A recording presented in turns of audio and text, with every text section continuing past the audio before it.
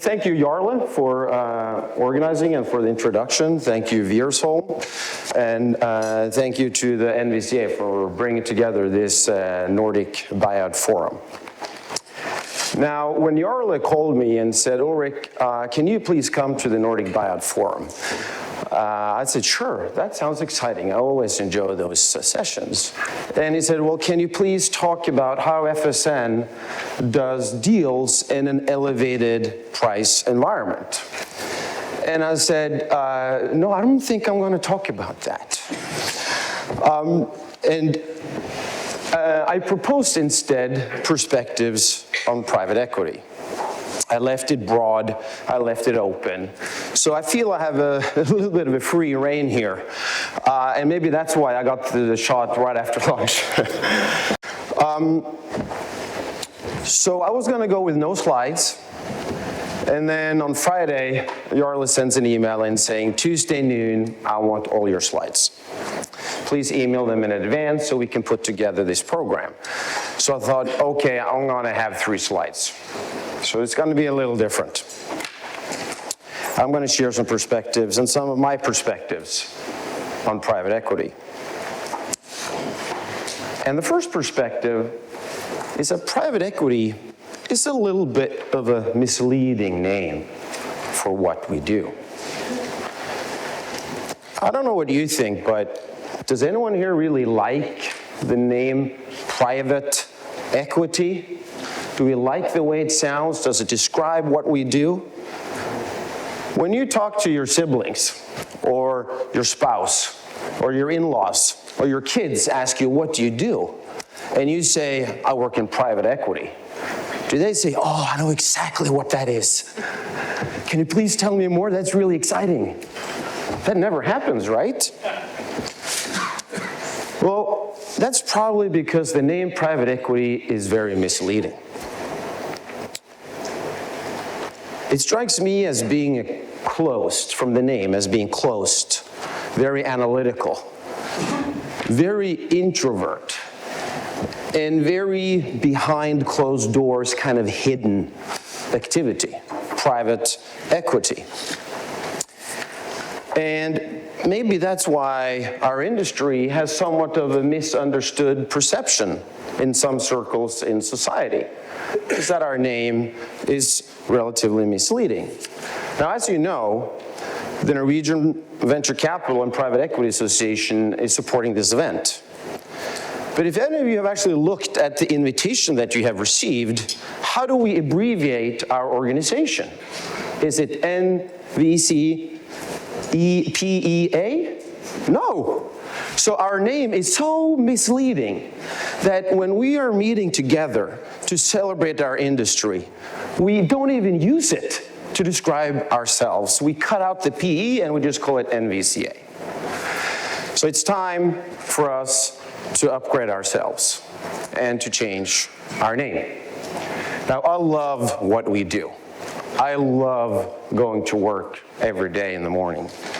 But it's time for us to change our name from private equity to people equity.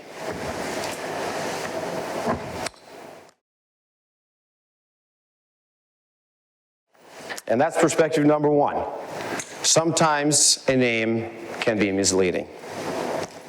Earlier today, we heard Rika talk about human capital, talk about talent, people, diversity.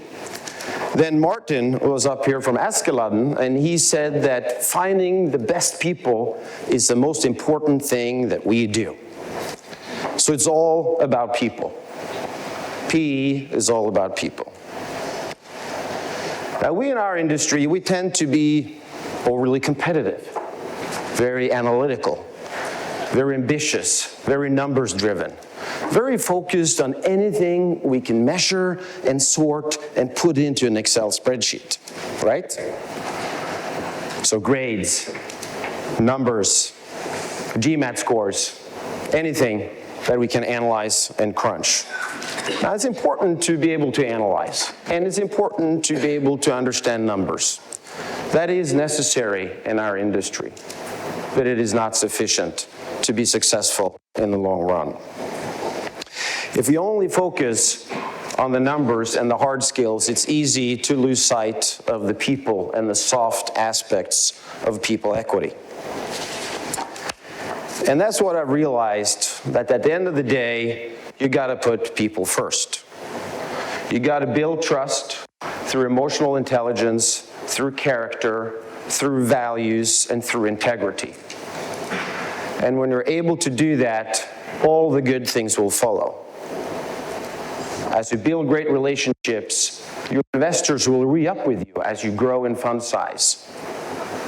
As you build great relationships, your CEOs will want to work with you again in the next portfolio company, taking down recruiting costs, taking down training and onboarding costs, creating better companies.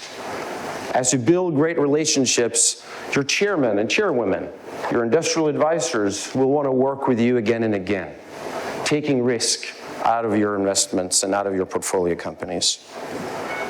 And when you look for founders and you look at owners of businesses and they want to find a partner, they want to find a partner they can trust and that they can believe in and that they can be proud to have partnered with to take their company from here to the next level. So people is what PE is all about. And people skills is a competitive advantage in our industry. And that is even more important now when we have an abundance of cheap debt, lots of dry powder, which we saw 29 billion, and very high multiples. People skills and people and relationship skills become a competitive advantage. Now, I'll be really honest with you. It's taken me a while to realize that. I've been on a journey to realize that PE is all about people. I was a pretty hardcore numbers guy, right? I loved crunching numbers. I was a certified analytical robot, you know? And at McKinsey, even in the 90s, they called me, don't quote me, called me Tiger Boy. So I was pretty hardcore. But I was not alone. I grew up in that environment. When I first started work in the 90s, I was going down on a consulting project in the States. I lived in Canada. I was flying down to the States. And people asked me in the office, are you going to go down there? Are you going to work with this guy called John? And I said, John? Who's John? Well, he's this military guy. He's this U.S. Special Operations guy who, in the Gulf War, parachuted in behind enemy lines, and he's a pretty hardcore guy. So he was a little bit of a mythical figure. So even in Canada, they've heard of John. So I was like, whoa, that's the guy I'm going to work with.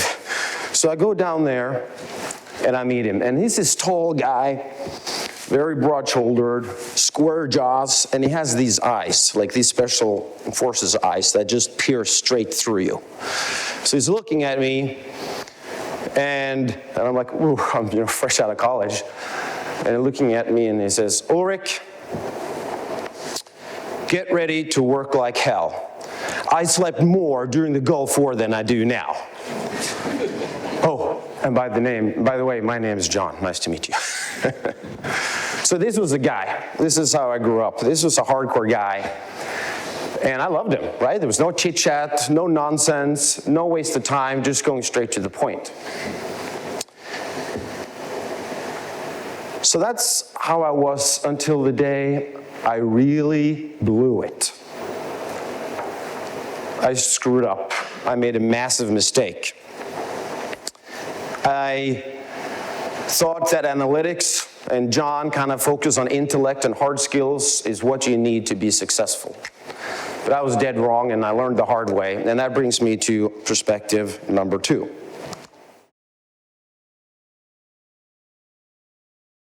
So 15 years ago, I was doing one of my first deals here at FSN, and it was a transformative experience for me and how I view people equity, which is what we do. I had spoken to this founder for quite some time, and we'd agreed that I would go and visit him and negotiate the structures and the transaction value in the details of the transaction. What do? You prepare. How do you prepare? You prepare with analysis. So I made this beautiful analysis, 150 pages. That was a lot of slides, Jarle. 150 pages with a whole bunch of numbers. All the things you could imagine. Perfect analysis. And I go down there, I'm really fired up, and I sit down with the founder. And what do? Well, you go presenting, you flip slides. That's what you do, right? So you go through your beautiful deck. And I get to slide 5. And he goes to me, Ulrik, get out. And I'm like, dear Mr. Founder, I have 145 pages left of beautiful analysis. You're going to love it. And he goes, no, Ulrik. And he looks at me, he gives me this look that you don't mess with, and he says, Ulrik, we're done here. So I had to leave. And that was the first time I ever got kicked out. I had no choice. And then I went out to the car, and I was going to drive. And I thought, what kind of businessman doesn't appreciate analysis, right? He's a founder. He started this great company. He's grown into a fantastic company. He must love numbers. He must love analysis. What is wrong with this guy? And I was driving, and it was a rental car, and the rear view mirror was kind of not properly placed. So I look in the rear view mirror, and then what do I see? Well, I see some receding hairline, I see a big nose, and then I see 2 ears and 1 mouth. So that's me in the rearview mirror, and I'm thinking, I remember now someone telling me one day about 2 ears, 1 mouth. And I realized I had to change the way I approached things. So I call him back. And I say, dear Mr. Founder, I'm really sorry I blew it. Can you please let me come back? Please give me a second chance, which I probably didn't deserve, to be honest. But he gave me a second chance. So I came back to the founder with no analysis, no paper, no slides, no suit. I brought 2 ears and 1 mouth. And I sat down and I said, dear Mr. Founder, how are you doing? How do you feel? How often do we ask people, how do you feel when you're going to negotiate a deal? And then I just sat there and waited. I'm from Bergen, right? It's difficult to sit and wait. So, but I managed because I told myself, just sit and wait. You know, I told myself, Ulrik, 2 ears, 1 mouth. 2 ears, 1 mouth. So I'm just sitting there waiting. And after a while, he goes, Ulrik, I'm not doing so well. I'm sick and I'm tired. And I'm like, interesting. And then he continues to say, the price that you offered is fine. And the analysis, I don't care about the analysis. I don't care how you get to your price. I care about 3 things. And I'm like, whoa, what can you care about that's not price and not analytics? He says, I care about my son. I care about my van and my VIP tickets. And at this point, I'm like, whoa, I did not have that in my presentation. And then he goes, let me explain to you, Ulrik, what I mean by that. You are probably going to fire my son. I don't want you to fire my son. And I say, dear Mr. Founder, we can agree that your son will continue to work at the company for 3 years, as long as he adheres to our code of conduct, because that's important. And as I said this, he was visibly relaxed. His veins were not protruding as much. He lost some of his puffiness and redness, and he was relaxed in his chair a little bit.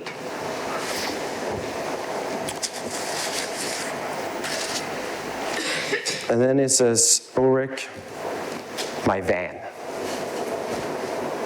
And I was like, van? And he goes, yes, we have a beautiful van in the company.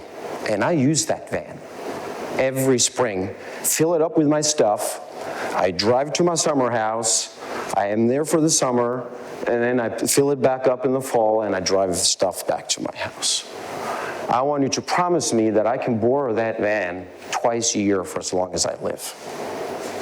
That was his point number 2. So I said, Mr. Founder, that is okay. And he gets even more relaxed in his chair.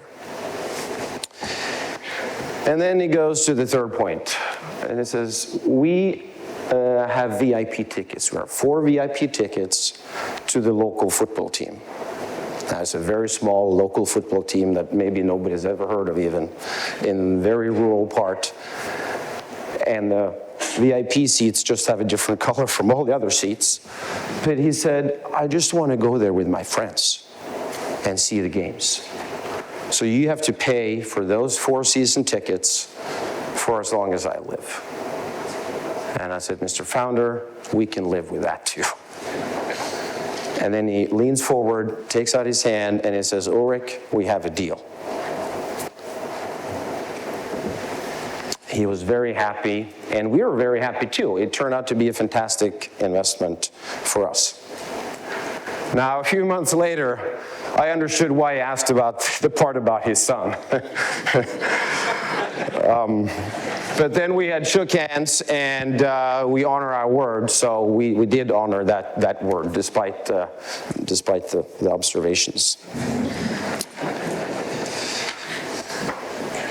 So in private equity, or people equity, we slice and dice everything. We slice and dice numbers. We have a ton of ratios. But what I've learned is that the most important ratio in people equity is this. Now that brings me to the third perspective that I'd like to share with you.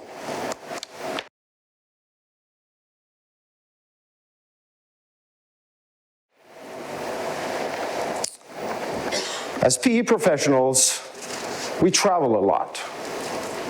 And when we travel, we must be busy, right? And if we're busy, we must be quite important. And we like to feel important. And historically, I think we as an industry have probably taken ourselves a little bit too seriously. And probably we work hard and that's fun, but we probably sometimes work a little bit too hard. And if we're honest, we probably also sometimes work a little bit too much on the things that are urgent and maybe not so much on the things that are important. Remember that when you get all those emails in your inbox and you start trucking through those instead of thinking, what's really important that I do today? So we need a reminder. We need a reminder of what's important in our lives and in our professions in order to be better with people. We need to have an off button and be able to take a step back and reflect. Now, my wife and I, it's her birthday today, we have 3 children. And the oldest one, he's 8. His name is Ditlev, and he loves sports, right? Anything he can kick, he can throw, he can beat, he can run around with, you name it, he'll do it. He loves it. So one day I come back home from work, I've been traveling for quite a while, and he goes, Daddy, why are you traveling so much? Why do you spend so much time on planes with Dusty? And I say, well, I fly around to meet people. And he gets really excited. he goes, Dad, what do you do when you meet people? Do you get to play football with people from America and China and Sweden? That sounds like fun, right? And I go, no, buddy, we talk. And he goes, curious, what do you talk about? Well, we talk about how we can do things better, how we can work better together as people, how we can achieve better things together. And he looks kind of confused, and then is that what you talk about? What else do you talk about? Well, we also talk about sales and gross margin and OPEX and EBITDA, and sometimes we even talk about net working capital optimization. And he goes, Dad, can I have ice cream now?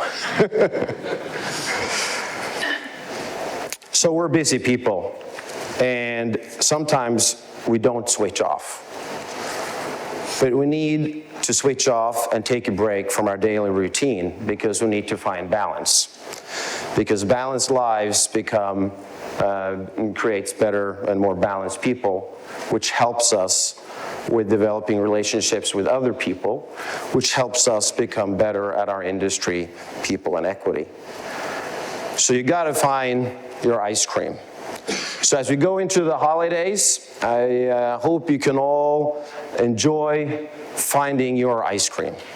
Thank you very much.